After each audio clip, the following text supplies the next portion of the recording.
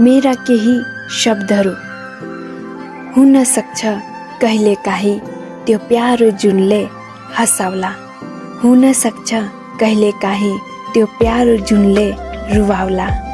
हुन सक्छ कहिलेकाहीँ त्यो प्यारो जुनले बोलाउला। हुन सक्छ कहिलेकाहीँ त्यो प्यारो जुनले याद गर्ला। तर जे भए पनि हुन सक्छ कहिलेकाहीँ त्यो प्यारो जुनले अँधेरो लाएपछि उज्यालो पनि लाउला। महोदय।